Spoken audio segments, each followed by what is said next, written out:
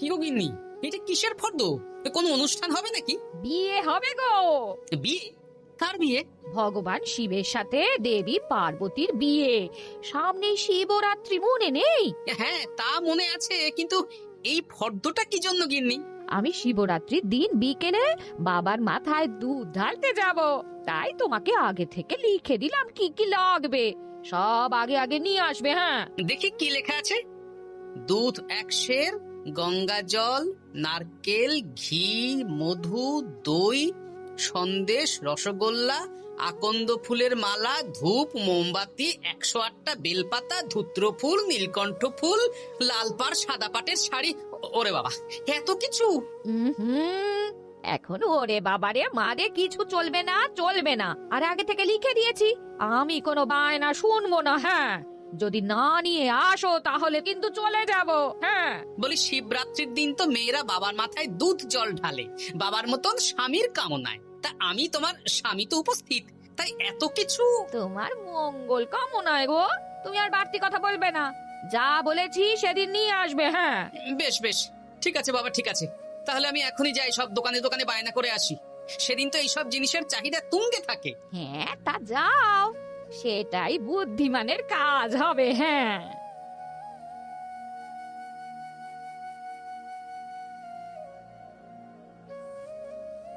আরে এই তো পুটির বাবা, সকালে রাজসভায় গিয়েছিলে, কিন্তু তেমন কোনো কথা হলো না। হ্যাঁ গোপাল দাদা, এখন কি যে করি।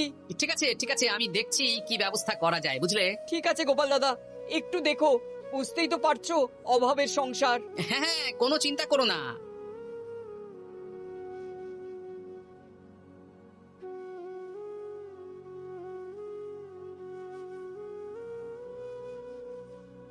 আচ্ছা, আজ তাহলে শিবরাত্রির আয়োজন নিয়ে আলোচনা হোক। মহারাজ, এসব নিয়ে আপনি চিন্তা করবেন কেন?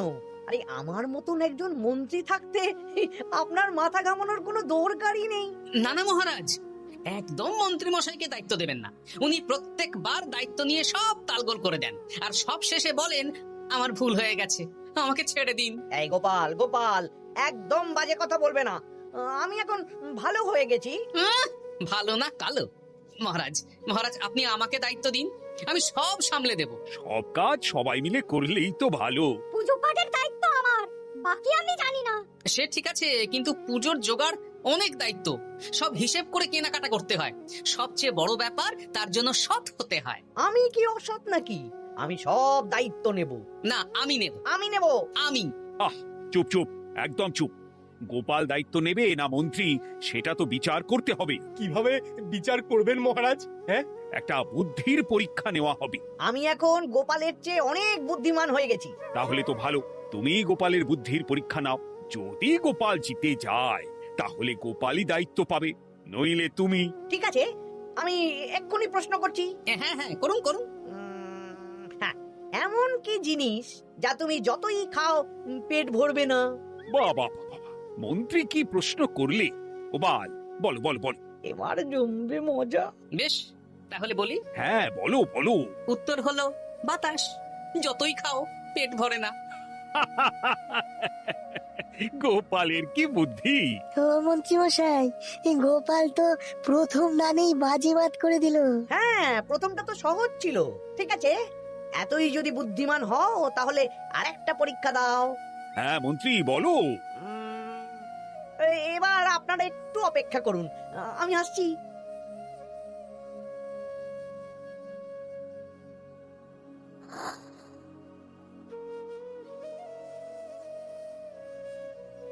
এই তো মন্ত্রী এসে গেছে, আবার হাতে একটা খাঁচা।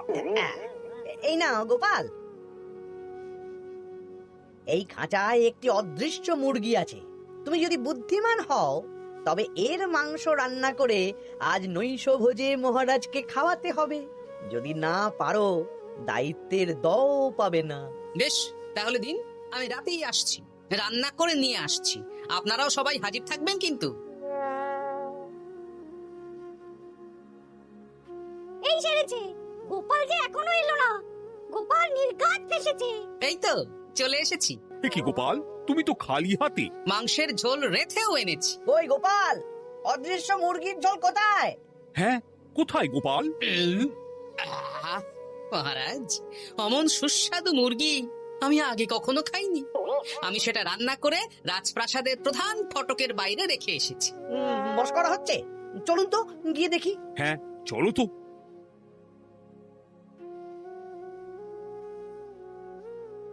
এ কি, এখানে তো কিছুই নেই, আমি তো দেখতে পাচ্ছি না। কই আমরা তো কেউ কিছু দেখতেই পাচ্ছি না।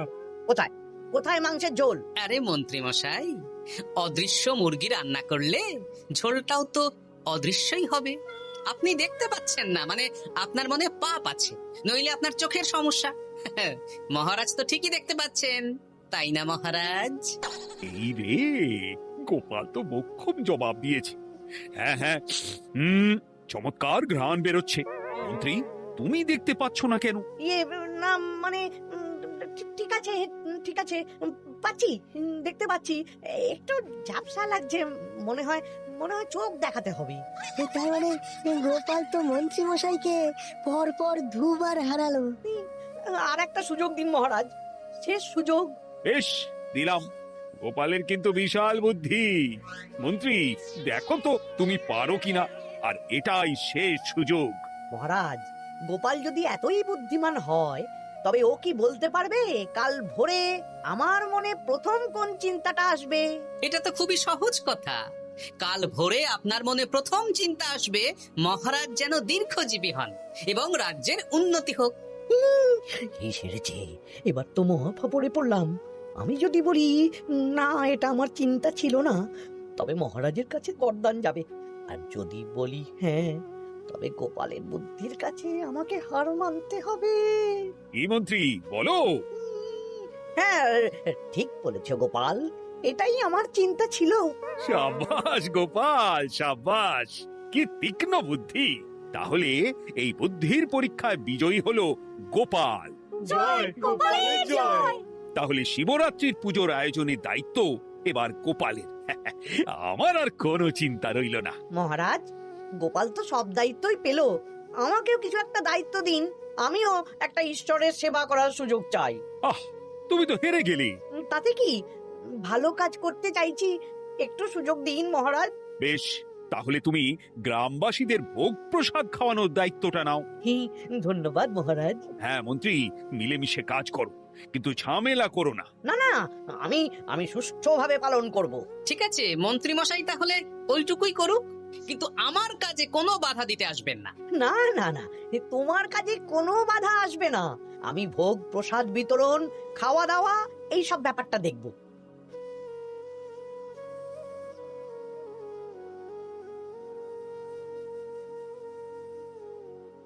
বলুন মন্ত্রীমশাই, সকাল সকাল ডেকে পাঠালেন। শোন বটা ঘটা, এবারে শিবরাত্রি উপলক্ষে যে ভোগ প্রসাদ জনগণের উদ্দেশ্যে বিতরণ হবে, তার পুরো দায়িত্বই আমার। তাতে কি, মহারাজ আয়োজন করেন আর সব রাজ্যবাসী বিনামূল্যে খেয়ে যান। সেই প্রথা এতদিন চালু ছিল, কিন্তু এবার একটু অন্যরকম হবে। কিরকম কিরকম? তোরা দুজন আমার নাম করে সব গরিব প্রজাদের কাছ থেকে ভোগ খাওয়ার জন্য চাঁদা তুলবি। শিব পুজোয় চাঁদা? হ্যাঁ দাদা, ইয়ে না মানে ঘটা, খুব সামান্য। বাড়ি আর দোকানগুলোয় যাবি আর মাথা পিছু 1 আনা করে তুলবি, কেমন? বেশ, তারপর বলবি ঢালাও খাওয়ানো হবে, এলাহি আয়োজন।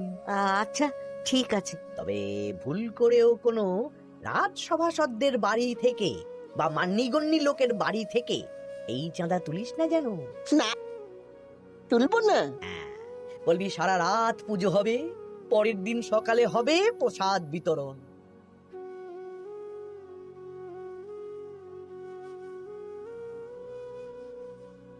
বলা, এবারে শিবরাত্রি উপলক্ষে যে পূজা হবে তার ভোগ প্রসাদ খাবে তো? নিশ্চয়ই নিশ্চয়ই। এবারে সব দায়িত্ব মন্ত্রী মশাইয়ের, এলাহি আয়োজন। তা তোমাদের বাড়িতে কতজন সদস্য? আমি আর আমার গিন্নি 2 জন। তাহলে 2 আনা দাও, 1 আনা করে 2 জন। আবার অর্থ দিতে হচ্ছে? হ্যাঁ, এলাহি আয়োজন, তাই এই সামান্য অনুদান। আচ্ছা বেশ, এই নাও 2 আনা। চিন্তা করো না ভোলা, এমন খাওয়ানো হবে না। রাতের বেলা শিব পুজো আর পরের দিন সকালে জীব পুজো।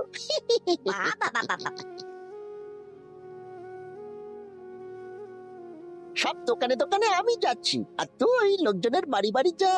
বেশ। রে কত হলো? অনেক হয়েছে মন্ত্রী মশাই, এই দেখুন। বাবা বাবা বাবা, ইহি, এক আনা করে নিয়ে নিয়েই তো থলে ভরে গেছে। হ্যাঁ, এবার হবে মাছের তেলে মাছ ভাজা।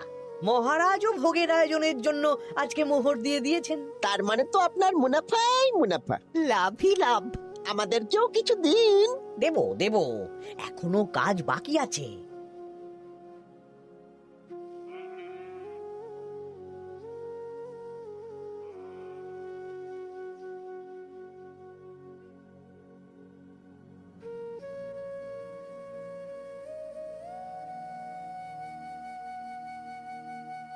আরে আরে গোপাল দাদা যে, এত কিছু কি নিয়ে যাচ্ছ? এই তো শিবরাত্রির পুজো উপলক্ষে দশকর্মার বাজার রাজবাড়ি নিয়ে যাচ্ছি। এবারে তো এলাহি ভোগের আয়োজন, হ্যাঁ? রাতের বেলা শিব পুজো, আর পরের দিন সকালে নাকি জীব পুজো। মন্ত্রী মশাই দায়িত্ব নিয়ে খাওয়াচ্ছেন। না না, খাওয়ার আয়োজন তো এমন কিছু নয়। আমি যতদূর জানি ওই খিচুড়ি, আলুর দম, ছেঁচড়া, পায়েস, চাটনি আর একটা করে মিষ্টি। আর যতদূর জানি এই ভোগ খাবার জন্য সব গ্রামবাসী থেকে মাথা পিছু 1 আনা করে নিয়েছেন। ভোগের প্রসাদ তো বিনামূল্যে, মন্ত্রীমশাই 1 আনা করে মাথা পিছু নিয়েছেন? হ্যাঁ গো, এরকম তো কথা ছিল না। আচ্ছা আচ্ছা, আমি দেখছি কি করা যায়। দেখছি আমি দেখছি।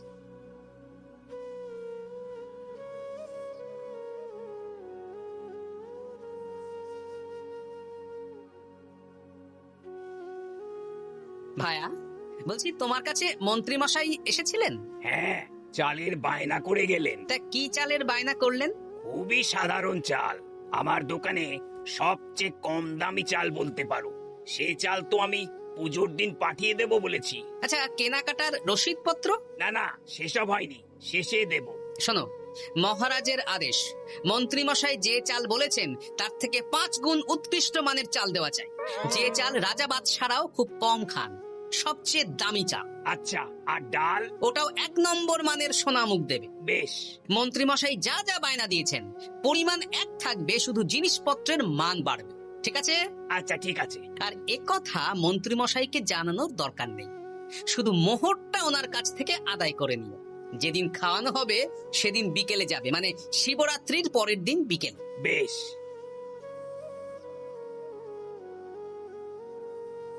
নাও ধরো গিন্নি,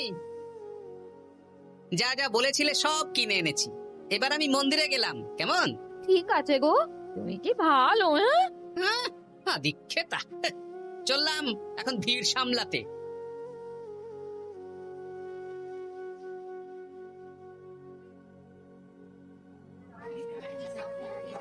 একটু সারিবদ্ধভাবে দাঁড়ান, আপনারও সুযোগ আসবে। বাবা কাউকে ফিরিয়ে দেবে না। দেখো মন্ত্রী, দেখো গোপাল কি সুন্দর ভিড় সামলাচ্ছে। ওকে তো এই জন্যই দায়িত্ব দেওয়া। হ্যাঁ, তাই তো দেখছি। ওম নমঃ শিবায়। হে ভোলানাথ, দেবাদিদেব মহাদেব সকলের কল্যাণ করুন। জয় দেবাদিদেব মহাদেবের জয়। হে ভোলেনাথ মহেশ্বর, মঙ্গল করো বাবা। জয় বাবা ভোলাদেব মহেশ্বরের জয়। তা তোমার শরীর এখন কেমন? এই তো বেশ ভালো আছি। সবই তোমার জন্য। তুমি না সাহায্য করলে ওই ওষুধ আমার পেটেই পড়তো না। না না, আমি তো নিমিত্ত মাত্র, সবই মহাদেবের ইচ্ছে। জয় বাবা মহাদেবের জয়। চলি গো। কাল ভোগ খেতে তাড়াতাড়ি চলে এসো।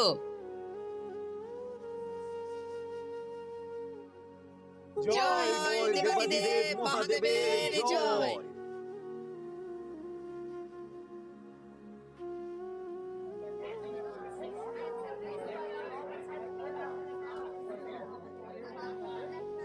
সত্যি মন্ত্রী মশাইয়ের ভোগের প্রসাদ পেয়ে মনটা ভরে গেল। কি সুন্দর রান্না, আর খাবারের গুণমান কি ভালো। তার উপর রসগোল্লা কত বড় বড়। এত বড় রসগোল্লা খাওয়া তো দূর, বাবার জন্মে চোখেও দেখিনি।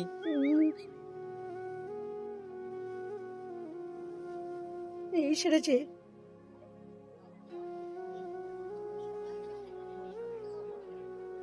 এই যে পাচক ঠাকুর, শোনো। বলুন মন্ত্রী মশাই, আজ আমি খুব খুশি। কেন? আপনি মহান। কেন? মানে আপনি যে চাল পাঠিয়েছেন সে চালে রান্না করা আমার স্বপ্ন ছিল। কি গন্ধ, কি গুণমান, রাজা বাদশাদের চাল বলে কথা। আমি তো খুব সাধারণ মানের চাল দিতে বলেছিলাম, 30 আনা সের মূল্যের চাল। কেন, নবাব বাদশাদের ঘরে এই চালটা থাকে। তাই? কোথা থেকে এলো? কেন, চালের দোকান থেকে এসেছে। মিষ্টিও দারুণ, রসগোল্লা তো নয়, যেন যেন একেবারে বড় বড় রাজভোগ। কি আকার, কি গুণমান, কি স্বাদ। আহা, দেখুন দেখুন দেখুন। বাবা, ভোলা এত বড় রসগোল্লা দিয়েছে। ঠিক আছে, যা হচ্ছে হতে দে, আমি তো চিন্তায় পড়ে গেছি।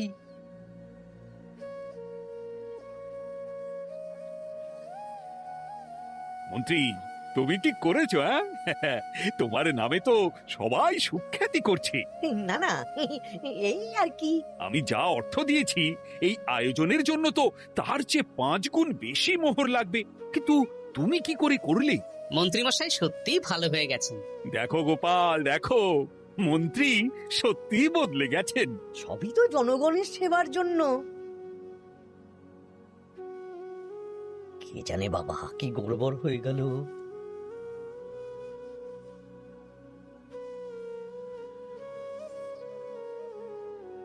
মন্ত্রী মশাই, বকেয়া পাওনা নিতে এলাম। আপনার মোট হয়েছে চালের 350 মোহর, মুগ ডালের 250 মোহর, আর মশলাপাতি 100 মোহর। বলো কি? মন্ত্রী মশাই, ওই আপনার মোট বকেয়া 300 মোহর। আর আমার এই 150 মোহর। হ্যাঁ, চলুন মহারাজ, একটু মন্ত্রীমশাইয়ের বাড়ির দিকে ঢু মেরে আসি। চল। চলুন, ওনাকে গিয়ে ধন্যবাদ জানিয়ে আসি। এই না না না, আরে আরে আমি কি করে দেব? আমি কি চন্দ্রমুখী আলু দিতে বলেছিলাম? আমি কি করে দেব? না না, ও আপনাকে দিতেই হবে। হ্যাঁ, কি বলছো মন্ত্রী? তুমি এত ভালো কাজ করেছো, এত বড় মুখ করে সকালে বললে যে সবই জনগণের সেবার জন্য। আরে আমি কিভাবে জানবো যে এত খরচ হয়ে যাবে?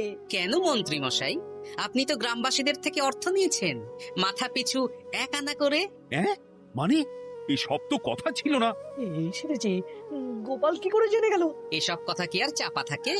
আর সেই জন্যই তো আপনি ভালো মানের খাবার খাইয়েছেন। সত্যি তো, যে মানের খাবার খাওয়ানো হয়েছে তা কৃষ্ণনগর কেন, আশেপাশের কয়েকটা নগরের লোকও এই জিনিস চোখে দেখেনি, আর তাই তুমি অর্থ আদায় করেছো। না মানে, আমি বুঝতে পারছি না, আমার অনুমতি ছাড়া এগুলো হলো কি করে? মন্ত্রী মশাই, বকেয়া পাওনা দিন, নইলে খারাপ হয়ে যাবে বলে দিচ্ছি।